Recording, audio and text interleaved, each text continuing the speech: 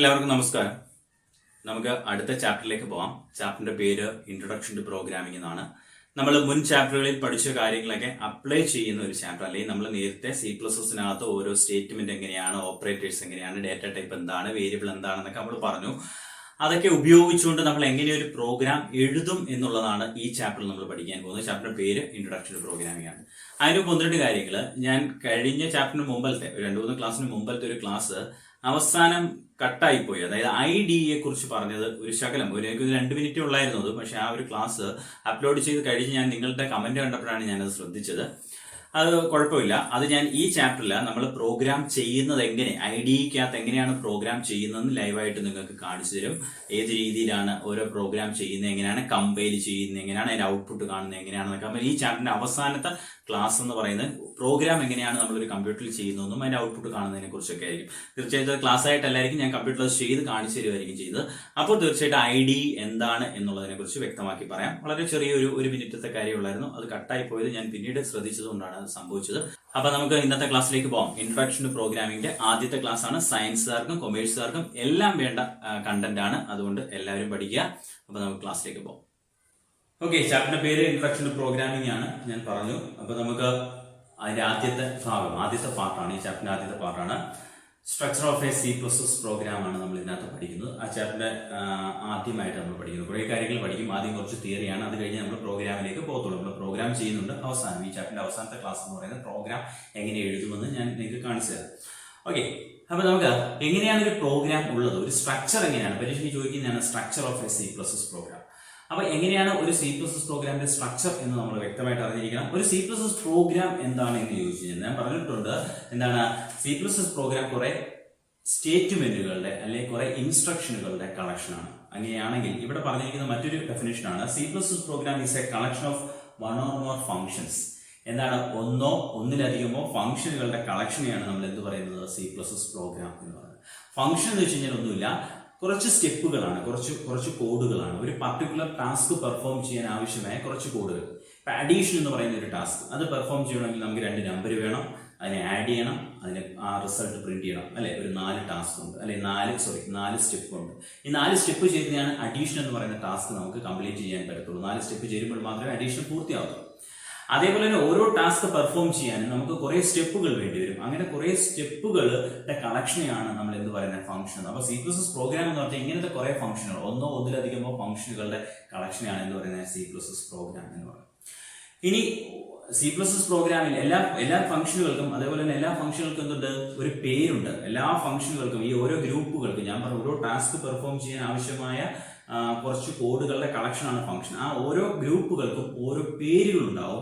അങ്ങനെയാണ് രണ്ടാമത്തെ സെന്റൻസ് നോക്കാം. The essential function need for every C++ program. എല്ലാ C++ പ്രോഗ്രാമിനും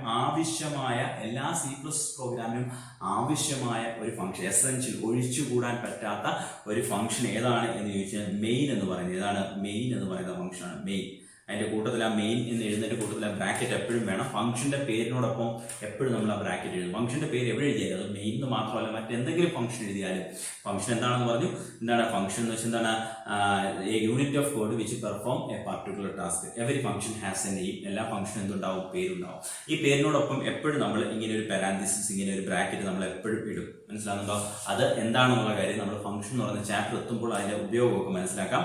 ഇപ്പൊ നമ്മൾ ഇങ്ങനെ പറയുക, the essential function need for every C++ program. എല്ലാ C++ പ്രോഗ്രാമിനും അത്യാവശ്യം വേണ്ട ഫംഗ്ഷൻ, ഒഴിച്ചുകൂടാൻ പറ്റാത്ത ഫംഗ്ഷനാണ് മെയിൻ. മെയിൻ ഇല്ലാതെ ഒരു C++ പ്രോഗ്രാമും നിങ്ങൾക്ക് എഴുതുവാൻ കഴിയില്ല. അല്ലെങ്കിൽ എല്ലാ C++ പ്രോഗ്രാമിനും എന്തുണ്ടാവണം, മെയിൻ ഉണ്ടാവും. അപ്പൊ നമുക്ക് നോക്കാം അതിന്റെ സ്ട്രക്ചർ എങ്ങനെയാണ്, അതിന്റെ ഒരു സ്കെൽറ്റൻ നമുക്ക് നോക്കാം. അപ്പൊ ഇങ്ങനെ ഇരിക്കും ഒരു C++. ഇതിനകത്ത് ഒരുപാട് കോഡുകൾ വരും. നമ്മുടെ ചോദ്യത്തിനനുസരിച്ച് നമ്മുടെ പ്രോഗ്രാം വേണ്ടി. ഇതിപ്പോ ഒരു സ്ട്രക്ചർ മാത്രമാണ്. പ്രോഗ്രാമിനകത്ത് ഇനി ഒരുപാട് കാര്യങ്ങൾ വരുമ്പോഴാണ് പ്രോഗ്രാം ആയിട്ട് പറയുന്നത്. ഇതൊരു സ്ട്രക്ചറാണ്. ഓക്കെ, അതിന്റെ ഓരോ ലൈനുകളും നമുക്ക് എടുത്ത് നോക്കാം. ഇപ്പൊ നിങ്ങൾക്ക് വായിക്കുമ്പോൾ പ്രത്യേകിച്ചൊന്നും മനസ്സിലാവുന്നില്ലായിരിക്കും. എന്നാൽ ഓരോ ലൈനുകളും നമുക്ക് ഓരോ വാക്കുകളും എടുത്ത് ഞാൻ എക്സ്പ്ലെയിൻ ചെയ്തുതരാം. ശ്രദ്ധിച്ചിരിക്കുക. ആദ്യത്തെ ലൈൻ തന്നെ നോക്കാം. ഹാഷ് ഇൻക്ലൂഡ് എന്ന് പറയുന്ന ലൈനാണ് ആദ്യത്തെ ലൈൻ, അല്ലെ. ആദ്യത്തെ ലൈൻ ഹാഷ് ഇൻക്ലൂഡ്. നമുക്ക് ആദ്യം അത് എക്സ്പ്ലെയിൻ ചെയ്യാം. അത് യൂസിങ് നെയിം സ്പേസ് എക്സ്പ്ലെയിൻ ചെയ്യാം. അത് ഞാൻ ഇൻടു മെയിൻ എന്ന് പറയുന്ന സ്റ്റേറ്റ്മെന്റ് എക്സ്പ്ലെയിൻ ചെയ്യാം. അങ്ങനെ ഓരോ സ്റ്റേറ്റ്മെന്റും എക്സ്പ്ലെയിൻ ചെയ്ത് പോകാം. അപ്പൊ ശ്രദ്ധിച്ചിരിക്കാം. ആദ്യത്തെ ഹാഷ് ഇൻക്ലൂഡ് ഹെഡർ ഫയൽ എന്ന് എഴുതിയിരിക്കുന്ന ഒരു ഫംഗ്ഷൻ ഉണ്ടായിരുന്നു, ഒരു സ്റ്റേറ്റ്മെന്റ് ഉണ്ടായിരുന്നു, ഒരു ലൈൻ ഉണ്ടായിരുന്നു. ആ ലൈൻ എന്താണ് എന്ന് ചോദിച്ചു കഴിഞ്ഞാൽ ആ ലൈനെ വിളിക്കുന്ന പേരാണ് പ്രീ പ്രോസസർ ഡയറക്റ്റീവ്സ്. ഇങ്ങനെ എഴുതുന്ന ലൈനുകൾ, അല്ലെ ഹാഷ് എന്ന് പറയുന്ന സിമ്പിൾ, ആ സിമ്പിളിനെ വിളിക്കുന്ന പേരാണ് ഹാഷ്. ഹാഷ് എന്ന് പറയുന്ന സിമ്പിളിനകത്ത് എഴുതി അല്ലെങ്കിൽ ഹാഷ് എന്ന് പറയുന്ന സിമ്പിളിൽ തുടങ്ങുന്ന എല്ലാ ലൈനുകളെയും നമ്മൾ വിളിക്കുന്ന പേര് പ്രീ പ്രോസസ്സർ ഡയറക്റ്റീവ്സ് എന്നാണ്. എന്താണ് ഈ പ്രീ പ്രോസസ്സർ ഡയറക്റ്റീവ് എന്നത്? പ്രീ പ്രോസസ്സർ ഡയറക്റ്റീവ് എന്ന് വെച്ചാൽ പ്രീ പ്രോസസ്സർ, പ്രീ എന്ന് വെച്ചാൽ മുൻപേ അല്ലെ, പ്രീ ഡിഗ്രിക്ക് മുന്നേ അല്ലെ. പ്രീ എന്ന് വെച്ച് കഴിഞ്ഞാൽ എന്താണ്, ഒരു പ്രിഫിക്സ് ആണ്, ഇംഗ്ലീഷ് ലാംഗ്വേജ് ഉപയോഗിക്കുന്നതാണ്. അപ്പൊ പ്രീ ഡിഗ്രി എന്ന് പറഞ്ഞാൽ ഡിഗ്രിക്ക് മുന്നേ. പ്രീ പെയ്ഡ് അല്ലെ, മുൻപേ പൈസ അടയ്ക്കുന്നതാണ്. പ്രീ പെയ്ഡ് ടാക്സി എന്നൊക്കെ കേട്ടില്ലേ, മുന്നേ പൈസ അടച്ചിട്ട് ടാക്സി, അങ്ങനെ പ്രീ. അപ്പൊ അതിന്റെ ഓപ്പോസിറ്റ് പോസ്റ്റ്. ഓക്കെ, അങ്ങോട്ടൊന്നും പോകുന്നില്ല. അപ്പൊ പ്രീ പ്രൊസസ്സർ എന്ന് വെച്ചാൽ പ്രോസസ്സ് എന്ന് പറയുന്നത് യഥാർത്ഥ ക്രിയ, ഒരു പ്രോഗ്രാം എന്താണോ യഥാർത്ഥത്തിൽ നമ്മൾ എന്തിനു വേണ്ടിയാണോ എഴുതി ആ ക്രിയ തുടങ്ങുന്നതിന് മുമ്പ് ചെയ്യേണ്ട കുറച്ച് സ്റ്റെപ്പുകൾ. ഇപ്പൊ വേറൊരു എക്സാമ്പിൾ പറയുകയാണെങ്കിൽ, നിങ്ങൾക്ക് എന്ത് ചെയ്യണം, നിങ്ങൾക്ക് പടം വരയ്ക്കണമെങ്കിൽ നിങ്ങൾക്ക് എന്ത് വേണം? നിങ്ങൾക്ക് പടം വരയ്ക്കണമെങ്കിൽ നേരെ ടേബിളിന്റെ മുമ്പിൽ പോയി നിങ്ങൾക്ക് പടം വരയ്ക്കില്ല. നിങ്ങൾക്ക് അതിന് മുന്നോടിയായിട്ട് നിങ്ങൾ ചെയ്യേണ്ട കുറച്ച് കാര്യങ്ങളുണ്ട്. എന്തൊക്കെയാണ്? നിങ്ങൾ അതിനുള്ള പേപ്പർ, ഏത് പേപ്പറിലാണോ പടം വരയ്ക്കേണ്ടത് ആ പേപ്പർ എടുക്കണം, അതുകൊണ്ടൊന്ന് മേശപ്പുറത്ത് വെക്കണം. എന്താ, സ്കെച്ചാണോ, പെൻസിലാണോ, സ്കെയിലാണോ, എന്തൊക്കെയാണോ വേണ്ടത് ആ മെറ്റീരിയൽസ് എല്ലാം കളക്ട് ചെയ്ത്, എന്തൊക്കെയാണോ പടം വരയ്ക്കാനുള്ള റിക്വയർമെന്റ്സ് ആ കാര്യങ്ങളെല്ലാം നിങ്ങൾ ആദ്യം സ്വരുക്കൂട്ടി കൃത്യമായിട്ട് കൊണ്ടുവന്ന് വെക്കണം. മറ്റൊരു ജോലി ചെയ്യാൻ നിങ്ങൾക്ക് വേറെ കുറെ, ഇപ്പം പാചകത്തിന് പോവുകയാണെങ്കിൽ അതിനാവശ്യമായ കുറെ സാധനങ്ങൾ, മുന്നൊരുക്കങ്ങൾ നിങ്ങൾ ചെയ്യണം. അതേപോലെ തന്നെ എല്ലാ പ്രോഗ്രാമുകളും യഥാർത്ഥ പ്രോസസ്സ് തുടങ്ങുന്നത്, അല്ലെങ്കിൽ എന്തിനു വേണ്ടിയാണോ പ്രോഗ്രാം എഴുതിയ ആ പ്രോഗ്രാമിന്റെ യഥാർത്ഥ ജോലി തുടങ്ങുന്നതിന് മുമ്പ് എന്താണ് ചെയ്യേണ്ട കുറച്ച് കാര്യങ്ങൾ. ആര് ചെയ്യേണ്ട? കമ്പൈലർ ചെയ്യേണ്ടതാണ്. കമ്പൈലർ ആരാണെന്ന് അറിയാലോ? ആരാണ്? നമ്മൾ എഴുതുന്ന പ്രോഗ്രാമുകളെ മെഷീൻ ലാംഗ്വേജിലേക്ക് മാറ്റുന്ന പ്രോഗ്രാംസിനെയാണ് കമ്പൈലർ എന്ന് പറഞ്ഞാൽ. കമ്പൈലർ നമ്മൾ ഈ പ്രോഗ്രാം എഴുതിയിട്ട് ആർക്കാ കൊടുക്കുന്നത്? കമ്പൈലറിനാണ് കൊടുക്കുന്നത്. കമ്പൈലർ എടുത്തിട്ട് ഇതിനെ എന്താക്കും? മെഷീൻ ലാംഗ്വേജിലേക്ക് മാറ്റും. അപ്പൊ കമ്പൈലർ യഥാർത്ഥ പ്രോസസ്സിംഗ് തുടങ്ങുന്നതിന് മുമ്പ് അല്ലെ യഥാർത്ഥ പ്രോഗ്രാമിലേക്ക് പ്രവേശിക്കുന്നതിന് മുമ്പ് നമ്മൾ എന്താണ്, അല്ലെങ്കിൽ കമ്പൈലർ ചെയ്യേണ്ട സ്റ്റെപ്പുകളൊക്കെ ആയിരിക്കും നമ്മൾ പ്രീ പ്രോസസ്സർ ഡയറക്റ്റീവ് ആയിട്ട് എഴുതി വെക്കുന്നത്. അപ്പൊ നമ്മളുടെ യഥാർത്ഥ പ്രോഗ്രാമിനെ സഹായിക്കുന്ന ആ യഥാർത്ഥ പ്രോഗ്രാം, അതിനകത്തുള്ള പല സ്റ്റെപ്പുകളെയും സഹായിക്കാൻ ആവശ്യമായ പല കാര്യങ്ങളുമായിരിക്കും നമ്മൾ എവിടെ എഴുതി വെക്കുന്നത്? ഈ പ്രീ പ്രോസസ്സർ ഡയറക്റ്റീവ് ആയിട്ട് നമ്മൾ എഴുതി വെക്കുന്നത്. അപ്പൊ ഹാഷ് ഇൻക്ലൂഡ് എന്ന് പറയുന്ന ഒരു പ്രീ പ്രോസസ്സർ ഡയറക്റ്റീവ് എല്ലാ പ്രോഗ്രാമിന്റെയും മുകളിൽ നിങ്ങൾക്ക് കാണാൻ പറ്റും. ഹാഷ് ഇൻക്ലൂഡ് എന്നിട്ട് ഹെഡർ ഫയൽ എന്താണെന്ന് പറഞ്ഞുതരാം. അപ്പൊ എഴുതിയിരിക്കുന്ന വായിച്ച് മനസ്സിലാവും, പറഞ്ഞ കാര്യങ്ങൾ തന്നെയാണ്. അതേപോലെ തന്നെ ഞാൻ പറഞ്ഞു, ഹാഷ് എന്ന് പറയുന്ന സിമ്പിളിൽ തുടങ്ങുന്ന എല്ലാ ലൈനുകളും, ഹാഷ് എന്ന് പറയുന്ന സിമ്പിളിൽ തുടങ്ങുന്ന എന്തൊക്കെ ലൈനുകളുണ്ടോ ആ ലൈനുകളെ എല്ലാം വിളിക്കുന്ന പേര് എന്താണ്? Pre process directive. Hash include മാത്രമല്ല എന്താണ്, ഹാഷ് ഇൻക്ലൂഡ് ഉണ്ട്, ഹാഷ് ഡിഫൈൻ ഉണ്ട്, ഹാഷ് അൺഡെഫ് ഉണ്ട്, അങ്ങനെ കുറെ സാധനങ്ങളുണ്ട്. അപ്പൊ ഹാഷ് എന്ന് പറയുന്ന സിമ്പിളിലാണ് എഴുതിയിരിക്കുന്നതെങ്കിൽ, പ്രോഗ്രാമിന്റെ മുകളിൽ ഹാഷ് എന്ന് പറയുന്ന സിമ്പിൾ എഴുതിയിട്ടുണ്ടെങ്കിൽ ആ ലൈനെ വിളിക്കുന്ന പേര് പ്രീ പ്രോസസ് ഡയറക്റ്റീവ് ആണ്. അതെന്താണ്? നമ്മുടെ യഥാർത്ഥ പ്രോഗ്രാം തുടങ്ങുന്നതിന് മുമ്പ് ചെയ്യേണ്ട കുറെ കാര്യങ്ങൾ എഴുതി വെച്ചിരിക്കുന്നതാണ് ഈ പ്രീ പ്രോസസ് ഡയറക്റ്റീവ് സ്റ്റേറ്റ്മെന്റ്സ് എന്ന് പറയുന്നത്. ഇനി ഈ പ്രീ പ്രോസസ് ഡയറക്റ്റീവ് സ്റ്റേറ്റ്മെന്റ്, ഈ ഒരു സ്റ്റേറ്റ്മെന്റ് എക്സാമ്പിൾ ഇപ്പൊ ഹാഷ് ഇൻക്ലൂഡിനോട് ചേർന്ന് നിങ്ങൾ നോക്കിയേ, ഹാഷ് ഇൻക്ലൂഡിനോട് ചേർന്നാണ് ഹെഡർ ഫയൽ എഴുതിയിരിക്കുന്നത്. ഹെഡർ ഫയൽ ഹാഷ് ഇൻക്ലൂഡിനോട് ചേർന്നിട്ട് ഒരു ഹെഡർ ഫയൽ കാണാം. എന്താണ് ഈ ഹെഡർ ഫയൽ എന്നുള്ള കാര്യം നമുക്കൊന്ന് നോക്കാം. അപ്പൊ ഹാഷ് ഇൻക്ലൂഡിനോട് ചേർന്ന് ഒരു ഹെഡർ ഫയൽ ബ്രാക്കറ്റിൽ ആംഗുലർ ബ്രാക്കറ്റ് അത് എഴുതിയിട്ടുണ്ട് ഹെഡർ ഫയൽ എന്നുള്ള കാര്യം. എന്താണ് ഹെഡർ ഫയൽ എന്ന് നമുക്ക് നോക്കാം. Header file contains the information about functions, objects, and predefined derived data types and are available along with the compiler. Header files contains information. ഇതൊരു ടൈപ്പ് ഓഫ് ഫയലുകളാണ്. നമുക്ക് കമ്പ്യൂട്ടറിനകത്ത് നിരവധി ഫയലുകൾ കണ്ടിട്ടില്ലേ? കമ്പ്യൂട്ടറിനകത്ത് വേർഡ്, എക്സൽ, പവർ പോയിന്റ്, അങ്ങനെ പല ഫയലുകളാണല്ലേ. അതേപോലത്തെ ഒരു പർട്ടിക്കുലർ ടൈപ്പ് ഓഫ് ഫയലാണ് ഈ ഹെഡർ ഫയലുകൾ എന്ന് പറയുന്നത്. ഈ ഫയലിനകത്ത് എന്തൊക്കെ ഉണ്ടെന്നാണ് പറയുന്നത്? ഈ ഫയലിനകത്ത് ഫംഗ്ഷനെ കുറിച്ചുള്ള വിവരങ്ങളുണ്ട്. ഫംഗ്ഷൻ എന്ന് വെച്ച് കഴിഞ്ഞാൽ നമുക്ക് രണ്ട് ടൈപ്പ് ഫംഗ്ഷൻ ഉണ്ട്. പ്രീ ഡിഫൈൻഡ് ഫംഗ്ഷൻ, അത് യൂസർ ഡേ, അങ്ങോട്ട് ഞാനിപ്പോൾ പോകുന്നില്ല.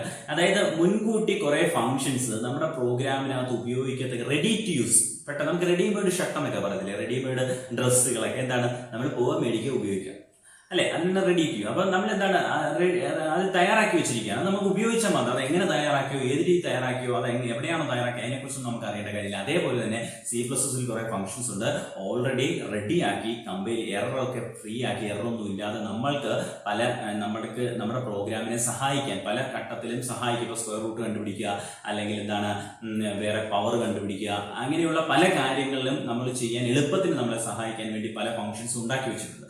അപ്പൊ ആ ഫംഗ്ഷൻസ് ഒക്കെ എവിടെയാണ് ഇത് സ്റ്റോർ ചെയ്ത് വെച്ചിരിക്കുന്നത്? ഇങ്ങനത്തെ ഹെഡർ ഫയലുകളിലാണ് എന്ത് ചെയ്യുന്നത്, അങ്ങനത്തെ ഈ ഫംഗ്ഷനുകൾ ആയിക്കോട്ടെ, പിന്നെ കുറെ ഒബ്ജക്റ്റുകൾ ആയിക്കോട്ടെ, ഒബ്ജക്റ്റുകളും ഫംഗ്ഷനുകളും എല്ലാം സ്റ്റോർ ചെയ്ത് വെച്ചിരിക്കുന്ന കുറെ ഫയലുകളാണ് ഹെഡർ ഫയൽ.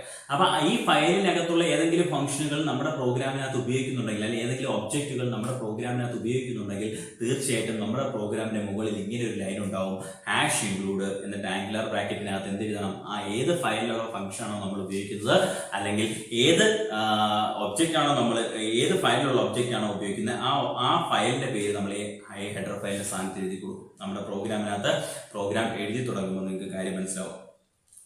കുറെ ഫയലുകളുടെ പേരാണ്, ഹെഡർ ഫയലുകളുടെ പേരാണ് ഈ എഴുതിയിരിക്കുന്നത്. എന്താണ് IO സ്ട്രീം, അതേപോലെ എന്താണ് stdio, അതേപോലെ മാത്ത് എന്നൊക്കെ പറയും. ഇനി കുറെ ഹെഡർ ഫയലുകളുണ്ട്, നമുക്ക് വഴിയെ പഠിക്കാം. ഓക്കെ ആണല്ലോ. ഇനി അതേപോലെ രണ്ടാമത്തെ ലൈൻ, അടുത്തൊരു ലൈൻ ഉണ്ടായിരുന്നു സ്ട്രക്ചറിനകത്ത്, അടുത്തൊരു ലൈൻ ആയിരുന്നു യൂസിംഗ് നെയിം സ്പേസ് ഐഡന്റിഫയർ എന്ന് പറയുന്നത്. അപ്പൊ യൂസിംഗ് നെയിം സ്പേസ് ഐഡന്റിഫയർ എന്ന് പറയുന്നത് എന്താണെന്ന് നോക്കാം.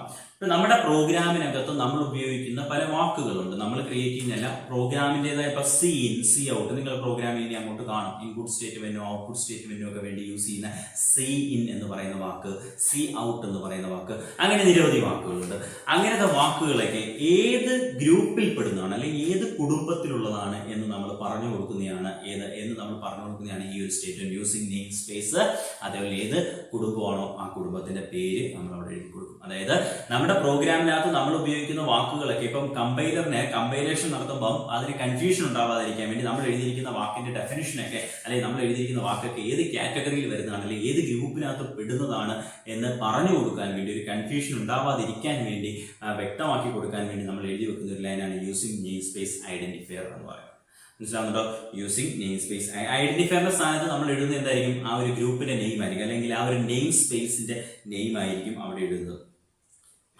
അപ്പം നമ്മൾ സാധാരണ രീതിയിൽ എല്ലാം നമ്മുടെ ഒരു മിനിമം നമ്മൾ എഴുതി വെക്കേണ്ട, അല്ലെങ്കിൽ നമ്മുടെ ഒരു സാധാരണ ഒരു C++ പ്രോഗ്രാമിന്റെ മുകളിലായിട്ട് നമ്മൾ എഴുതുന്ന ഒരു ഐഡന്റിഫയർ ആണ് STD. നമ്മൾ എപ്പോഴും കാണാൻ പറ്റും യൂസിംഗ് നെയിം സ്പേസ് STD എന്ന് എഴുതും. കാര്യം ഈ സ്റ്റാൻഡേർഡ് എന്ന് പറയുന്നതിന്റെ ഷോർട്ട് ഫോം ആണ് STD. ഈ സ്റ്റാൻഡേർഡ് എന്ന് പറയുന്ന കുടുംബത്തിൽ പെടുന്ന, അല്ലെങ്കിൽ ഈ ഒരു ഗ്രൂപ്പിൽ പെടുന്ന, ഈ ഒരു ഗ്രൂപ്പിനകത്ത് വരുന്ന പല വാക്കുകളും നമ്മൾ എന്ത് ചെയ്യും, നമ്മുടെ പ്രോഗ്രാമിനകത്ത് ഉൾപ്പെടുത്താറുണ്ട്. അതുകൊണ്ട് തന്നെ എല്ലാ പ്രോഗ്രാമിന്റെ മുകളിലായിട്ട് നമ്മൾ എഴുതി വെക്കാറുണ്ട് യൂസിംഗ് നെയിം സ്പേസ് ഐഡന്റിഫയർ എന്നായിരിക്കും എഴുതുന്ന. ഐഡന്റിഫയറിന്റെ സ്ഥാനത്ത് നമ്മൾ എഴുതുന്ന എന്താണ്, ഒരു ഗ്രൂപ്പിന്റെ പേരായിരിക്കും, അല്ലെങ്കിൽ ഒരു നെയിം സ്പേസിന്റെ പേരായിരിക്കും. നമ്മൾ സാധാരണഗതിയിൽ എഴുതുന്നത് STD എന്ന് പറയുന്ന ഗ്രൂപ്പ് നെയിമാണ്. കാര്യം അതിനകത്തുള്ള വാക്കുകൾ നമ്മൾ ഫ്രീക്വന്റ് ആയിട്ട് നമ്മുടെ പ്രോഗ്രാമിനകത്ത് ഉപയോഗിക്കാറുണ്ട്. ഓക്കെ ആണല്ലോ. അടുത്തൊരു ലൈൻ ആയിരുന്നു മെയിൻ എന്ന് പറയുന്ന ഫംഗ്ഷൻ. മെയിൻ എന്ന് പറയുന്ന ഒരു ലൈൻ, ഇൻറ്റു മെയിൻ. ഇതിനകത്ത് ഞാൻ ആദ്യം നമ്മൾ പറഞ്ഞു എല്ലാ C++ പ്രോഗ്രാമിനും മെയിൻ എന്ന് പറയുന്ന ഒരു ഫംഗ്ഷൻ ഉണ്ടാവണം. അപ്പൊ ഇത് തന്നെയാണ് മെയിൻ എന്ന് പറയുന്ന ഫംഗ്ഷൻ തുടങ്ങുന്നത് ഇവിടെയാണ്, ഈ ലൈനിൽ തുടങ്ങുകയാണ് മെയിൻ എന്ന് പറയുന്ന ഫംഗ്ഷൻ. അപ്പൊ every C++ program consist of a function നമ്മൾ ആദ്യം പറഞ്ഞതാണ്. അതേപോലെ എന്താണ് എക്സിക്യൂഷൻ, ഒരു പ്രോഗ്രാം ഇതിന്റെ മുമ്പിൽ എഴുതി വെച്ചിരുന്നതൊന്നും നമ്മുടെ പ്രോഗ്രാമുമായി ബന്ധപ്പെട്ട കാര്യങ്ങളൊന്നുമല്ല, നമ്മുടെ പ്രോഗ്രാമിനെ സഹായിക്കുന്ന കാര്യങ്ങൾ, നമ്മുടെ പ്രോഗ്രാം എന്ന് പറയുന്ന യഥാർത്ഥ ജോലിയെ സഹായിക്കാൻ വേണ്ടി ആവശ്യമായ കാര്യങ്ങളൊക്കെയാണ് മുന്നിൽ എഴുതി വെച്ചതെങ്കിൽ, ഇവിടെ നമ്മൾ എഴുതുന്നത്, ഇവിടെ തൊട്ടാണ് നമ്മുടെ പ്രോഗ്രാം തുടങ്ങുന്നത്. നമ്മുടെ പ്രോഗ്രാമുമായി ബന്ധപ്പെട്ട് എന്താണോ, നമ്മൾ എന്ത് പ്രോബ്ലമാണോ സോൾവ് ചെയ്യാൻ പോകുന്നത്, ആ പ്രോബ്ലം സോൾവ് ചെയ്യാൻ ആവശ്യമായ സ്റ്റെപ്പുകൾ സ്റ്റാർട്ട് ചെയ്യുന്നത് ഈ മെയിൻ ആണ്. സ്റ്റാർട്ടിംഗ് പോയിന്റ് മെയിൻ ആണ്. ആ മെയിൻ്റെ 2 ബ്രാക്കറ്റിനകത്തായിരിക്കും ആ മുകളിലത്തെ ഒരു ബ്രാക്കറ്റ്, ഈ ബ്രാക്കറ്റ് അല്ല, മെയിനോട് ചേർന്ന് കിടക്കുന്ന ഈ ബ്രാക്കറ്റിന്റെ കാര്യമല്ല പറഞ്ഞത്, മെയിനോട് ചേർന്ന് കിടക്കുന്ന ഈ ബ്രാക്കറ്റ് അല്ല, എന്താണ്, അതായത് ഈ കേർലി ബ്രാക്കറ്റ് എന്ന് പറയും, അല്ലെ സെറ്റ് ബ്രാക്കറ്റ് എന്ന് പറയും. ഈ 2 ബ്രാക്കറ്റുകളുടെ ഇടയിലാണ് നമ്മൾ എന്തെഴുതുന്നത്, നമ്മുടെ യഥാർത്ഥ പ്രോഗ്രാം എഴുതി വെക്കുന്നത്. അതുകൊണ്ട് തന്നെ ഈ മെയിൻ ആണ് എന്ന് പറയുന്നത് സ്റ്റാർട്ടിംഗ് പോയിന്റും അതേപോലെ തന്നെ എൻഡിങ് പോയിന്റും. നമ്മൾ മറ്റെന്തെങ്കിലും ഫംഗ്ഷൻ നമ്മുടെ പ്രോഗ്രാമിനകത്ത്, ഇത് മെയിൻ ഒരു ഫംഗ്ഷനാണ്, അതുകൂടാതെ നമ്മൾ മറ്റെന്തെങ്കിലും ഫംഗ്ഷൻ നമ്മുടെ പ്രോഗ്രാമിനകത്ത് എഴുതുന്നുണ്ടെങ്കിൽ നമ്മൾ ഈ മെയിൻ അകത്ത് നിന്നുകൊണ്ട് മാത്രമേ അതിനെ ഉപയോഗിക്കാൻ പറ്റൂ. ഈ മെയിനകത്താണ് അതിനെ ഉപയോഗിക്കുന്നത്, അല്ല മെയിനിന് പുറത്തല്ല. അതുകൊണ്ട് തന്നെ സ്റ്റാർട്ട് ചെയ്യുന്നത് എവിടെ തന്നെയാണ്, മെയിനിൽ തന്നെയാണ്. എൻഡ് ചെയ്യുന്നതും എവിടെ തന്നെയാണ്, മെയിനിൽ തന്നെയാണ്. നമ്മൾ സാധാരണ രീതിയിൽ ഈ മെയിൻ ഫംഗ്ഷന് മുമ്പിൽ ഒരു ഡാറ്റ ടൈപ്പ്, നമുക്ക് ഇന്റ് എന്ന് പറയുന്ന ഒരു ഡാറ്റ ടൈപ്പ് ആണെന്ന് പറയും. അപ്പൊ ഈ മെയിന് മുമ്പിൽ നമ്മൾ ഒരു ഇന്റ് ഉപയോഗിക്കാറുണ്ട്. ഇത് നമ്മൾ GCC കമ്പൈലർ നമ്മൾ ഉപയോഗിക്കുന്നത്, നമ്മുടെ ടെക്സ്റ്റിനകത്ത് GCC, ഞാൻ IDE കുറിച്ച് പറഞ്ഞില്ല അല്ലെ, IDE കുറിച്ച് ചാപ്റ്ററിന് അവസാനം ഞാൻ പറയാം. അപ്പൊ നമ്മൾ പ്രോഗ്രാം ചെയ്യുന്നത് IDE-ക്കകത്തായിരിക്കും. അപ്പൊ അത് ഞാൻ കാണിച്ചു തരുമ്പോൾ നിങ്ങൾക്ക് മനസ്സിലാവും. അപ്പൊ GCC എന്ന് പറയുന്ന കമ്പൈലർ ആണ് നമ്മൾ യൂസ് ചെയ്യുന്നത്. അപ്പൊ അതിന് ഈ മെയിൻ്റെ മുമ്പിൽ നമ്മൾ ഒരു ഡാറ്റ ടൈപ്പ് ഉപയോഗിക്കാറുണ്ട്, സാധാരണ രീതിയിൽ ഉപയോഗിക്കാറുണ്ട്. അത് ഇന്റ് എന്ന് പറയുന്ന ഡാറ്റ ടൈപ്പാണ് ഉപയോഗിക്കുന്നത്. അതിന്റെ ഉപയോഗം പഠിക്കേണ്ട കാര്യമില്ല ഇപ്പം. ലാസ്റ്റ് സ്റ്റേറ്റ്മെന്റ് മെയിനകത്ത് ഏറ്റവും അവസാനമായിട്ട് എഴുതുന്ന സ്റ്റേറ്റ്മെന്റ് റിട്ടേൺ 0 എന്ന് പറയുന്ന സ്റ്റേറ്റ്മെന്റ് ആണ്. മെയിനകത്ത് ഏറ്റവും അവസാനമായിട്ട് നമ്മൾ എഴുതുന്ന സ്റ്റേറ്റ്മെന്റ് ആണ് ഇത് റിട്ടേൺ 0. മെയിനകത്ത് നമ്മുടെ പ്രോഗ്രാം കഴിയുമ്പോൾ ഏതൊരു പ്രോഗ്രാം ആയിക്കോട്ടെ അതിന്റെ അവസാനം റിട്ടേൺ 0 എന്ന് പറയുന്ന ഒരു സ്റ്റേറ്റ്മെന്റ് എഴുതി വെക്കണം. പ്രത്യേകിച്ച് അതിനൊരു ഉപയോഗമൊന്നുമില്ല.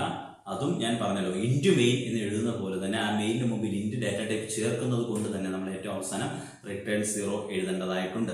അത് IDE മാറുന്നതനുസരിച്ച് നമുക്ക് ചിലപ്പോൾ ഇൻറ്റു മാറ്റാം, വോയിഡ് എന്നൊക്കെ കൊടുക്കാം.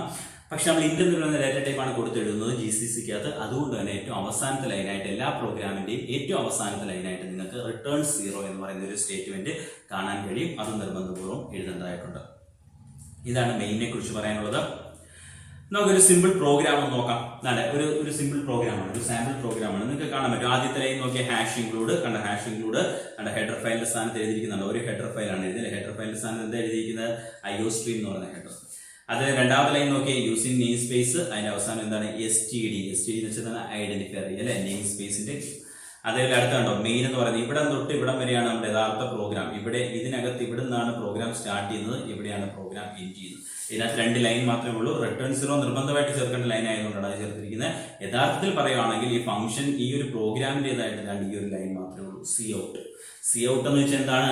സി ഔട്ട് എന്ന് വെച്ചാൽ ഔട്ട്പുട്ട് സ്റ്റേറ്റ്മെന്റ് ആണ്. ഇതിനു വേണ്ടി ഉപയോഗിക്കുന്നതാണ് പ്രോഗ്രാമിൽ നിന്നും എന്തെങ്കിലും കാര്യങ്ങൾ പുറത്തേക്ക് ഡിസ്പ്ലേ അല്ലെങ്കിൽ ഔട്ട്പുട്ട് സ്ക്രീനിൽ എന്തെങ്കിലും ഡിസ്പ്ലേ ചെയ്യിക്കാൻ വേണ്ടി ഉപയോഗിക്കുന്ന ഒരു സ്റ്റേറ്റ്മെന്റ് ആണ് സി ഔട്ട്. അപ്പൊ ഇതിന്റെ ഒരു ഔട്ട്പുട്ട് ആയിട്ട് വരാൻ പോകുന്നത് എന്താണെന്ന് ചോദിച്ചു കഴിഞ്ഞാൽ ഔട്ട്പുട്ട് സ്ക്രീനകത്ത് എന്താണ് എഴുതി കാണിക്കുന്നത്? ഹലോ എന്ന് കാണിക്കും. ഹലോ എന്ന് മാത്രമല്ല, ഹലോ വെൽക്കം ടു C++ എന്ന് എഴുതി കാണിക്കും ഔട്ട്പുട്ടിന്. അത് വേറെ ഒന്നും ഈ പ്രോഗ്രാമിൽ നിന്ന് ഒന്നും റിസൾട്ട് കാണത്തില്ല. ഈ പ്രോഗ്രാമിൽ നിന്ന് ആകെപ്പാണ് കാണുന്നത് ഈ ഡബിൾ ഇൻവെർട്ടർ കോമൻ എഴുതിയിരിക്കുന്ന ഹലോ, ഡബിൾ ഇൻവെർട്ടർ കോമൻ എഴുതിയിരിക്കുന്ന ഈ ഡബിൾ ഇൻവെർട്ടർ കോമയ്ക്കകത്ത് എഴുതിയിരിക്കുന്ന ഹലോ വെൽക്കം ടു C++ എന്ന് എഴുതിയിരിക്കുന്ന ആ സെന്റൻസ് മാത്രമായിരിക്കും ഔട്ട്പുട്ട് സ്ക്രീനിൽ വരുന്നത്. ഇതാണ് ഒരു സാമ്പിൾ പ്രോഗ്രാം എന്ന് നമ്മൾ പറയുന്നത്. ഓക്കെ, ഒരു കാര്യം കൂടെ പറഞ്ഞിട്ട് നമുക്ക് ഇന്നത്തെ ക്ലാസ് നിൽക്കാം. അപ്പം സ്ട്രക്ചർ നിങ്ങൾക്ക് മനസ്സിലായിട്ടുണ്ടെന്ന് വിചാരിക്കുന്നു. വേറൊരു കാര്യം, കുറച്ച് ഏരിയ ചിലപ്പോൾ നിങ്ങൾക്ക് കുറച്ചൊരു പുകയായിട്ടായിരിക്കും ഇരിക്കുന്നതെന്ന് എനിക്ക് തോന്നുന്നു. കൺഫ്യൂഷൻ വേണ്ട. നിങ്ങൾ ഈ ചാപ്റ്റർ കംപ്ലീറ്റ് ആകുമ്പോൾ നമ്മൾ സ്വന്തമായിട്ട് പ്രോഗ്രാം എഴുതി തുടങ്ങുമ്പോൾ നിങ്ങൾക്ക് ഈ പറഞ്ഞ സ്റ്റേറ്റ്മെന്റുകളുടെ ഉപയോഗം, നമ്മൾ ഈ സ്ട്രക്ചറിനകത്ത് കണ്ട പല സ്റ്റേറ്റ്മെന്റിന്റെ ഉപയോഗം കുറച്ചുകൂടെ ക്ലാരിറ്റി ഉണ്ടാകുന്ന അപ്പോഴായിരിക്കും. അപ്പോൾ നിങ്ങൾ ഇത് കാണുക, ഒരു വട്ടമോ 2 വട്ടമോ കാണുക. എന്നിട്ട് നിങ്ങൾ എന്താ കണ്ടിന്യൂസ് ആയിട്ട് കാണുക.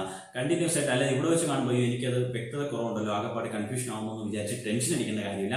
നിങ്ങൾക്ക് തുടർന്ന് വരുന്ന ക്ലാസ്സും കൂടെ കഴിയുമ്പോൾ, അതായത് നമ്മൾ പ്രോഗ്രാം എഴുതി തുടങ്ങി കഴിയുമ്പോഴത്തേക്ക് നിങ്ങൾക്ക് ഈ പറഞ്ഞ ഈ ലൈനുകൾ സ്ട്രക്ചറിനകത്തുള്ള ഓരോ ലൈനുകളുടെ ഉപയോഗം വളരെ കുറച്ചുകൂടെ നല്ല രീതിയിൽ, നല്ല ക്ലാരിറ്റിയോടുകൂടി നിങ്ങൾക്ക് വ്യക്തിയുടെ മനസ്സിലാവും. അതുകൊണ്ട് സ്കിപ്പ് ചെയ്യാതെ നിങ്ങൾ പൂർണ്ണമായിട്ട് ക്ലാസ്സുകൾ കാണുക. ഓക്കെ, നമുക്ക് 1-2 കാര്യങ്ങൾ പറഞ്ഞിട്ട് ഇന്നത്തെ ക്ലാസ് നിർത്താം. Guide lines. നമ്മൾ കോഡ് എഴുതുമ്പോൾ, നമ്മളൊരു C++ പ്രോഗ്രാം എഴുതുമ്പോൾ നമ്മൾ പാലിക്കേണ്ട കുറച്ച് ഗൈഡ് ലൈൻസ്, അല്ലെങ്കിൽ നമ്മൾ ഫോളോ ചെയ്യേണ്ട ഒരു ഗൈഡ് ലൈൻസ് പറയുന്നത് അത് ഏതൊക്കെയാണെന്ന് നോക്കാം.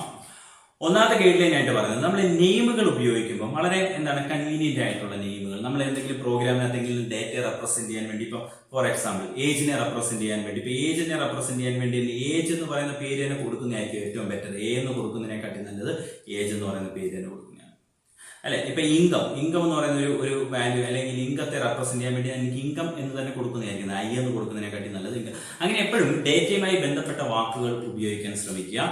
അതേപോലെ എക്സ്പ്രഷനുകൾ, നമ്മൾ എഴുതുന്ന ക്രിയകൾ വളരെ സിമ്പിൾ ആയിട്ട് എഴുതാൻ പറ്റുന്നുണ്ടെങ്കിൽ അത്രയും സിമ്പിൾ ആയിട്ട് എഴുതാൻ ശ്രമിക്കുക എന്നുള്ളതാണ് അല്ലെ. നമുക്ക് കോംപ്ലിക്കേറ്റഡ് ആയിട്ടുള്ള എക്സ്പ്രഷൻ എഴുതാതെ വളരെ സിമ്പിൾ ആയിട്ട് നമ്മൾ എന്ത് എഴുതാം, എക്സ്പ്രഷൻസ് എഴുതാൻ ശ്രമിക്കുക എന്നുള്ളതാണ്. അതേപോലെ തന്നെ കമന്റുകൾ ആഡ് ചെയ്യുക. കമന്റുകൾ എന്ന് വെച്ച് കഴിഞ്ഞാൽ ഒന്നുമില്ല, നമ്മൾ ഈ ടെക്സ്റ്റ് ഒക്കെ നിങ്ങളിപ്പോൾ ക്ലാസ്സിൽ പഠിപ്പിക്കുമ്പോൾ ടെക്സ്റ്റ് ബുക്ക് നിങ്ങളുടെ മുമ്പിൽ കാണും, ടീച്ചർ പഠിപ്പിക്കുന്നു. അപ്പോൾ ചില കാര്യങ്ങളൊക്കെ നിങ്ങൾ എന്ത് ചെയ്യും, ടീച്ചർ പഠിപ്പിക്കുമ്പോൾ നമ്മൾ മനസ്സിലാവുന്ന കാര്യങ്ങൾ മലയാളത്തിലൊക്കെ നമ്മുടേതായ ഒരു ലാംഗ്വേജിൽ എഴുതി വെക്കും അല്ലെ. അപ്പം അങ്ങനെ എഴുതി വെക്കുന്ന അതിനെ നമ്മൾ എന്ത് പറയാം, അതിനെ കമന്റുകൾ എന്ന് പറയും അല്ലെ. പഠിപ്പിക്കുമ്പോൾ മറ്റു കുറെ കമന്റുകൾ എഴുതുന്ന കാര്യമല്ല ഞാൻ പറയുന്നത്. പഠിപ്പിക്കുന്നത് മനസ്സിലാവുമ്പോൾ എന്താണ്, നമ്മൾ എഴുതി വെക്കുന്ന കുറച്ച് കാര്യങ്ങളുണ്ടല്ലോ, നമ്മൾ അണ്ടർലൈൻ ചെയ്യും. ചിലപ്പോൾ അതിനോട് ചേർന്ന് മലയാളത്തിൽ എന്തെങ്കിലും വാക്കിന്റെ അർത്ഥമൊക്കെ എഴുതി വെക്കാറുണ്ട്. ഇത് എന്തിനു വേണ്ടിയാണ്? പിന്നീട് ഈ ടെക്സ്റ്റ് എടുത്തൊന്ന് വായിച്ചു നോക്കുന്നുണ്ടെങ്കിൽ ആ വായിച്ചു നോക്കുമ്പോൾ നമുക്ക് വളരെ എളുപ്പത്തിൽ മനസ്സിലാവാൻ വേണ്ടിയാണ്. അല്ലാതെ ടെക്സ്റ്റ് പ്രിന്റ് ചെയ്തപ്പോൾ അങ്ങനത്തെ വാക്കുകൾ നിങ്ങൾ എഴുതി വെച്ചിരുന്ന പോലെ അതിനകത്ത് ഉള്ളതായിരുന്നു അല്ല, നിങ്ങളുടേതായ നിങ്ങൾ എഴുതി വെക്കുകയാണ് ചെയ്തത്. എന്തിനു വേണ്ടിയാണ്? പിന്നീട് നിങ്ങളുടെ ടെക്സ്റ്റ് എടുത്ത് വായിക്കുമ്പോൾ നിങ്ങൾക്ക് മനസ്സിലാവാൻ വേണ്ടിയാണ്. അതേപോലെ തന്നെയാണ് ഇവിടെയും പറയുന്നത്, കമന്റുകൾ എന്ന് വെച്ചാൽ പ്രോഗ്രാമിനോടൊപ്പം തന്നെ നമുക്ക് എഴുതി വെക്കാൻ പറ്റുന്ന ലൈൻസ് ആണ്. ഈ ലൈനുകൾ കോഡായിട്ട് കൺസിഡർ ചെയ്തില്ല. കമ്പൈലർ ഒരിക്കലും ഇതിനെ കോഡായിട്ട് എടുത്ത് ട്രാൻസ്ലേറ്റ് ചെയ്യാനൊന്നും പോകത്തില്ല. ഇത് നമുക്ക് പിന്നീട് ഈ പ്രോഗ്രാം എടുത്ത് അല്ലെങ്കിൽ നമ്മുടെ പ്രോഗ്രാം മറ്റൊരാൾ വായിക്കുമ്പോഴോ ഓരോ സ്റ്റേറ്റ്മെന്റ് എന്തിനു വേണ്ടി ആയിരുന്നു, അതിന്റെ ഉപയോഗം എന്തായിരുന്നു എന്നൊക്കെ നമ്മൾ എഴുതി വെക്കുന്ന കമന്റുകളാണ്. എന്നാൽ നമ്മൾ എഴുതി വെക്കുന്ന ഷോർട്ട് നോട്ടുകളെയാണ് കമന്റുകൾ എന്ന് പറയുന്നത്. കമന്റുകൾ രണ്ട് ടൈപ്പ് ആണുള്ളത്, സിംഗിൾ ലൈൻ കമന്റും മൾട്ടി. നമുക്ക് പെട്ടെന്ന് ഒരു ലൈനിൽ ഒരു കമന്റ് എഴുതി തീർക്കണമെങ്കിൽ, ഫോർ എക്സാമ്പിൾ ഒരു പ്രോഗ്രാമിനോട് ചേർന്ന് ഒരു ലൈനിൽ എനിക്ക് ഒരു കമന്റ് എഴുതി തീർക്കണമെങ്കിൽ, ഇപ്പൊ ഈ പ്രോഗ്രാം നോക്കാം. ഈ പ്രോഗ്രാമിനകത്ത് എനിക്ക് ഇവിടെ ഒരു കമന്റ് എഴുതണമെങ്കിൽ ഞാൻ 2 സ്ലാഷ് ഇട്ടിട്ട് ഞാൻ അങ്ങ് കമന്റ്, എന്ത് കമന്റ് വേണമെങ്കിലും എന്ത് ലാംഗ്വേജിൽ വേണമെങ്കിലും, എന്ത് ലാംഗ്വേജ് നമുക്ക് ഇംഗ്ലീഷിലായിരിക്കും എഴുതി വെക്കാം. മീൻസ് അവിടെ റൂളൊന്നുമില്ല. 2 ലൈൻ ഇടുക, 2 സ്ലാഷ് ഇടുക എന്ന് മാത്രമേ ഉള്ളൂ. 2 സ്ലാഷ് ഇട്ടിട്ട് നിങ്ങൾക്ക് എന്ത് വേണമെങ്കിലും ഒരു ലൈനിൽ നിൽക്കണം. അല്ലാതെ എൻ്റർ അടിച്ച് താഴെ മൾട്ടിപ്പിൾ ലൈൻസിൽ എഴുതരുത്. അങ്ങനെ എഴുതണമെന്നുണ്ടെങ്കിൽ നിങ്ങൾക്ക് മൾട്ടിപ്പിൾ ലൈൻ എഴുതണമെന്നുണ്ടെങ്കിൽ എഴുതുന്ന രീതി എന്ന് പറയുന്നത് എന്താണ്, ഒരു സ്ലാഷ് ഇടുക, അതേപോലെ തന്നെ ആസ്ട്രിക് സിമ്പിൾ ഇടുക. നിങ്ങൾക്ക് എഴുതേണ്ട സെന്റൻസ് എന്താണോ അതെല്ലാം, എത്ര സെന്റൻസ് ഉണ്ടോ അതെല്ലാം എഴുതി അവസാനം കൊണ്ടുവന്ന് വീണ്ടും ആസ്ട്രിക് സിമ്പിൾ ഇട്ടിട്ട് നിങ്ങൾ എന്താ സ്ലാഷ് ഇടുക. ഇങ്ങനെ എഴുതുന്ന മൾട്ടി ലൈൻ കമന്റ് എന്നാണ് പറയുന്നത്. ആദ്യം ഒരു സിംഗിൾ ലൈൻ എഴുതണമെങ്കിൽ 2 സ്ലാഷ് ഇട്ടിട്ട് നിങ്ങൾ എഴുതുക. എന്നാൽ ഒന്നിൽ കൂടുതൽ ലൈനുകളിൽ നിങ്ങൾക്ക് കമന്റുകൾ എഴുതണമെങ്കിൽ നിങ്ങൾ എന്ത് ചെയ്യുക, ഒരു സ്ലാഷ് ഇടുക, ഒരു സ്റ്റാർ ഇടുക, എന്നിട്ട് എന്ത് ചെയ്യുക, എഴുതുക, എന്നിട്ട് ഏറ്റവും അവസാനം വീണ്ടും സ്റ്റാർ ഇടുക, സ്ലാഷ് ഇടുക. ഇതിനെയാണ് മൾട്ടി ലൈൻ കമന്റുകൾ എന്ന് പറയുന്നത്. അപ്പം ഇതും ഒരു പ്രോഗ്രാമർ, ഒരു നല്ല പ്രോഗ്രാമിംഗ് എന്ന് പറയുന്നത് ഇതൊക്കെ എഴുതി വെച്ച് വളരെ വൃത്തിയായിട്ട് പ്രോഗ്രാം എഴുതുന്നതാണ് എന്നാണ് പറയുന്നത്. എന്താണ് ഗൈഡ് ലൈൻസ് എന്ന്. ഒരു കാര്യം കൂടെ ഇൻഡന്റേഷനെ കുറിച്ച് പറയാം. ഇൻഡന്റേഷൻ എന്ന് പറയുന്നത് ഒരു പ്രോഗ്രാമിനകത്ത് നമ്മൾ എഴുതുമ്പോൾ കൃത്യമായ അകലം ലെഫ്റ്റ് സൈഡിൽ നിന്നും പാലിച്ച് വേണം എഴുതാൻ. അതായത് ഈ ഒരു പ്രോഗ്രാം നിങ്ങൾ കണ്ടു കഴിയുമ്പോൾ നിങ്ങൾക്ക് മനസ്സിലാകണ്ട. ഈ ഒരു പ്രോഗ്രാം നോക്കിയേ, ഈ ഒരു പ്രോഗ്രാമിനകത്ത് മെയിനകത്ത് എഴുതിയിരിക്കുന്നത് കണ്ടു കഴിഞ്ഞാൽ നിങ്ങൾക്ക് മനസ്സിലാവും. മെയിനകത്ത് എഴുതിയിരിക്കുന്നുണ്ടോ കേട്ടോ. ഈ ബ്രാക്കറ്റ് കഴിഞ്ഞ് എനിക്ക് വേണമെങ്കിൽ ഇവിടുന്ന് സ്റ്റാർട്ട് ചെയ്യായിരുന്നു, പക്ഷെ ഇവിടുന്ന് ഞാൻ സ്റ്റാർട്ട് ചെയ്തില്ല. അല്ലെ, ഇവിടുന്ന് സ്റ്റാർട്ട് ചെയ്യാം കുറച്ചകത്തെ കാര്യം മെയിൻ്റെ ബ്രാക്കറ്റിനകത്ത് വരുന്നതാണ് ഇതെന്ന് കൃത്യമായിട്ട് മനസ്സിലാക്കാൻ വേണ്ടി കൃത്യമായ സ്പേസുകൾ, അകലം കൊടുത്തുകൊണ്ട് നമ്മൾ എഴുതുന്ന ഈ ഒരു പ്രാക്ടീസിനെ വിളിക്കുന്ന പേരാണ് ഇൻഡന്റേഷൻ എന്ന് പറയുന്നത്. അപ്പം ഇതും കൃത്യമായിട്ട് കൊടുത്ത് എഴുതാൻ ശ്രമിക്കുക എന്നുള്ളതാണ് ഒരു നല്ല പ്രോഗ്രാമിങ്ങിന്റെ അല്ലെങ്കിൽ നല്ല പ്രോഗ്രാമിംഗ് പ്രാക്ടീസ് എന്ന് പറയുന്നത്, അല്ലെങ്കിൽ ഗൈഡ് ലൈൻസ് എന്ന് പറഞ്ഞു കഴിഞ്ഞാൽ അതാണ്. അപ്പം ഇത്രയാണ് നമ്മുടെ ഇന്നത്തെ ക്ലാസ്സിനകത്ത് പറയുന്നുള്ളൂ. ഇത്രയും കാര്യങ്ങൾ നമ്മൾ അടുത്ത ക്ലാസ്സിനകത്ത് നമ്മൾ കുറച്ചുകൂടെ നമുക്ക് ഓപ്പറേറ്റേഴ്സിനെ കുറിച്ചൊക്കെ പറയാനുണ്ട്. അതൊക്കെ പറഞ്ഞതിന് ശേഷമാണ് നമ്മൾ പ്രോഗ്രാമിലേക്ക് പോകുന്നത്. എന്നാൽ ഈ ചാപ്റ്ററിന്റെ അവസാനം നമ്മൾ എന്ത് പറയും, പ്രോഗ്രാം എങ്ങനെ ചെയ്യുമെന്ന് ഞാൻ നിങ്ങളെ കാണിച്ചു തരാം. കൃത്യമായിട്ട് നിങ്ങൾക്ക് സ്ക്രീനിൽ കാണാൻ പറ്റും എങ്ങനെയാണ് ID ഓപ്പൺ ചെയ്യുന്നത്, എങ്ങനെയാണ് IDക്കകത്ത് പ്രോഗ്രാം എഴുതുന്നത്, എങ്ങനെയാണ് ഒരു പ്രോഗ്രാം കമ്പൈൽ ചെയ്യുന്നത്, കൃത്യമായിട്ട് ഞാൻ കാണിച്ചു തരാം. അപ്പം വെയിറ്റ് ചെയ്യുക. അപ്പം IDയെ കുറിച്ച് പറഞ്ഞില്ല എന്ന് പറഞ്ഞാൽ വിഷമിക്കേണ്ട. അത് നമ്മൾ അവസാനം, ഈ ചാപ്റ്ററിന്റെ അവസാനം നമ്മൾ അത് കൃത്യമായിട്ട് പറഞ്ഞു തരുന്നതായിരിക്കും. ഓക്കെ ആണല്ലോ. അപ്പം നമുക്ക് ഇന്നത്തെ ക്ലാസ് ഇവിടെ വെച്ച് നിർത്താം. ഞാൻ പറഞ്ഞത് മറക്കണ്ട, ക്ലാസ് മനസ്സിലാവും. ഈ ഒരു ക്ലാസ്സിൽ അപ്പോൾ ഇച്ചിരി ഒരു കൺഫ്യൂഷൻ ആയിട്ട് തോന്നുന്നുണ്ടെങ്കിൽ അതിന് ടെൻഷൻ അടിക്കരുത്. നിങ്ങൾ കണ്ടുകൊണ്ടിരിക്കുക. ഈ ഒരു ചാപ്റ്റർ കഴിയുമ്പോഴത്തേക്ക് നിങ്ങൾക്ക് ക്ലാരിറ്റി കിട്ടിയിരിക്കും ഉറപ്പായിട്ട്. അതേപോലെ തന്നെ ക്ലാസ് ഇഷ്ടപ്പെടുന്നുണ്ടെങ്കിൽ തീർച്ചയായിട്ടും ലൈക്ക് ചെയ്യണം. നിങ്ങളുടെ ലൈക്ക്, അതേപോലെ തന്നെ നിങ്ങളുടെ ഷെയർ, നിങ്ങളുടെ വ്യൂ ഒക്കെയാണ് എനിക്ക് കിട്ടുന്ന റിവാർഡ്. തീർച്ചയായിട്ടും അത് നിങ്ങൾ ചെയ്യുക. ഇഷ്ടപ്പെടുന്നില്ലെങ്കിൽ ലൈക്ക് ചെയ്യാൻ ഞാൻ പറഞ്ഞില്ല. ഇഷ്ടപ്പെടുന്നുണ്ടെങ്കിൽ നിങ്ങൾ ലൈക്ക് ചെയ്യുക, മറ്റുള്ളവരിലേക്ക് ഷെയർ ചെയ്യുക. ഒരു വ്യൂ ഒക്കെ കൂടുമ്പോഴാണ് തീർച്ചയായിട്ടും എനിക്ക് അടുത്ത ക്ലാസ് ചെയ്യാൻ വളരെ പ്രചോദനവും എനിക്ക് എളുപ്പം ചെയ്യണമെന്നുള്ള തോന്നലുണ്ട്. അല്ലെങ്കിൽ ഇങ്ങനെ പതുക്കെ ഇങ്ങനെ ചെയ്യുന്ന അതെൻ്റെ ഒരു പ്രശ്നം കൂടിയാണ് കേട്ടല്ലോ. എനിവേ, നിങ്ങൾക്ക് ക്ലാസ്സുകളെല്ലാം ഞാൻ തരും, അതിനകത്ത് പേടിക്കേണ്ട. ക്ലാസ്സുകളെല്ലാം ഇപ്പം എനിക്കൊന്ന് ഈ മാസം പരീക്ഷ, അടുത്ത മാസമോ അതിൻ്റെ അടുത്ത മാസം പരീക്ഷ അതിന് മുമ്പായിട്ട് നമുക്ക് എന്തായാലും +1 ഈ ക്ലാസ്സുകളെല്ലാം തന്നെ പറഞ്ഞു തീർക്കാം. ഫോക്കസ് ഏരിയ റിലീസ് ചെയ്തു, പക്ഷേ അത് പിൻവലിച്ചു. ഇനി പുതിയൊരു ഫോക്കസ് ഏരിയ വരുമെന്നാണ് പറയുന്നത്. എന്തായാലും ഫോക്കസ് ഏരിയ വന്നു കഴിയുമ്പോൾ അതിനോടനുബന്ധമായിട്ട് പ്രധാനപ്പെട്ട ടോപ്പിക് വെച്ചുകൊണ്ട് ഞാൻ എക്സാം ഓറിയന്റഡ് ആയിട്ടുള്ള ക്ലാസ് കൂടെ ചെയ്യാൻ ശ്രമിക്കാം. അപ്പം ഇന്നത്തെ ക്ലാസ് ഞാനിവിടെ വൈൻഡപ്പ് ചെയ്യുന്നു. നമുക്ക് അടുത്ത ക്ലാസ്സിൽ കാണാം. അടുത്ത ക്ലാസ്സിൽ കാണുന്നവരെ ബൈ.